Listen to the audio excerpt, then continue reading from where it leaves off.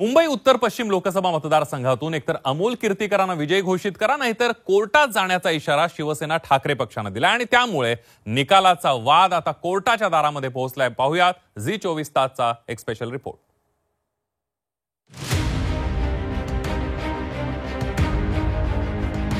उत्तर पश्चिम लोकसभेचा निकाल संशयास्पद. 19व्या फेरीनंतर गडबड झाल्याचा दावा. ठाकरे गट निकालावरून कोर्टातही जाणार. मुंबई उत्तर पश्चिम लोकसभा मतदारसंघाचा निकाल संशयास्पद असल्याचा आरोप शिवसेना ठाकरे पक्षानं पुन्हा एकदा केला. 19व्या फेरीनंतर गडबड झाल्याचा दावा ठाकरे पक्षानं केला. आता निकालाचा हा वाद कोर्टाच्या दारापर्यंत पोहोचणार आहे. आपल्या सर्वांना माहिती आहे की हे सगळे विषय घेऊन कोर्टाची लढाई तर सुरू होणारच आहे, कारण ही सीट आम्ही जिंकलेलो आहोत, हक्काची आहे. आम्ही कोर्टाकडे न्याय मागतोय की आमची मतं जी आमच्याकडे आमचा हिशोब आहे तो तपासून घ्यावा आणि त्या हिशोबाप्रमाणे आम्हाला न्याय मिळावा आणि अमोल कीर्तीकरांना विजयी जाहीर करावं, अशा प्रकारचं पिटिशन आम्ही या येणाऱ्या 1-2 दिवसामध्ये कोर्टात दाखल करू. 19व्या फेरीनंतर निवडणूक प्रक्रिया पूर्णपणे डावलण्यात आली. 19व्या राऊंड नंतर आमची मतं मोजलीच नाही, तसा खळबळजनक दावा अनिल परब यांनी केला. ही मतं आमची 650 आपल्यापेक्षा जास्त आहे. आपण कुठलीही प्रक्रिया राबवलेली नाही. 19व्या फेरीनंतर आपण जाहीर करायचं बंद केलं. ते सरळ 22-23व्या फेरीनंतर एकदम सगळे निकाल वाचले. त्याचबरोबर आम्ही जे फॉर्म 17C2 आपल्याकडे मागतोय ते देखील आपण नाकारलेले आहेत.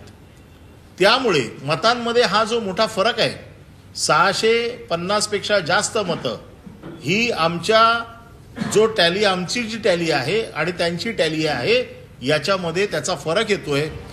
निकालावर ठाकरे गटानं काय आक्षेप घेतले त्यावर एक नजर टाकूया. आमच्या प्रतिनिधींमध्ये आणि ARO यांच्यामध्ये प्रचंड अंतर होतं. 19व्या फेरीपर्यंत मतं कळायची थांबली होती. ती थेट 22 आणि 23व्या फेरीनंतर समजली. फॉर्म 17C मध्ये प्रत्येक EVM मधल्या मतांची माहिती असते, मात्र हा फॉर्म 17C अनेकांना दिला नाही. फॉर्म 17C पार्ट 2 मागणी करूनही दिला नाही. फॉर्म 17C पार्ट 2 द्वारे आमची मतं आणि त्याची मोजलेली मतं याची टॅली होते.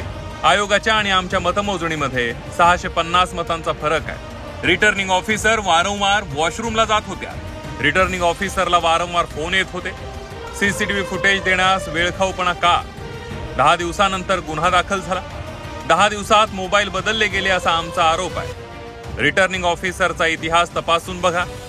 रिटर्निंग ऑफिसरवर किती गुन्हे दाखल आहेत याची माहिती घ्या. रिटर्निंग ऑफिसर किती वेळा निलंबित झाल्या तेही पहा, असे आक्षेप ठाकरे गटाचे नेते अनिल परब यांनी घेतले. 7-8 दिवसानंतर अचानकपणे असं समोर आलं की तो फोन त्याचा नव्हताच. तो फोन कोणाचा होता? गुरवचा होता. गुरव कोण?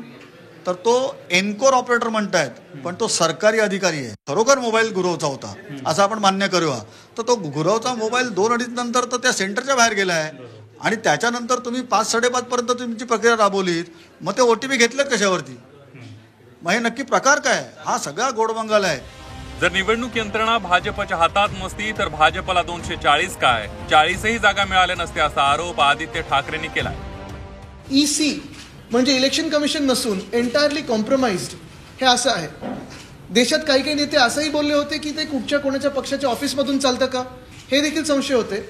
आणि आपण विचार करा, हे सगळी गडबड करून देखील इंडिया आघाडी असेल, त्यांनी एवढे चांगले आकडे प्राप्त केलेले आहेत. जर ही गडबड नसती झाली तर सरकार बदललं असतं.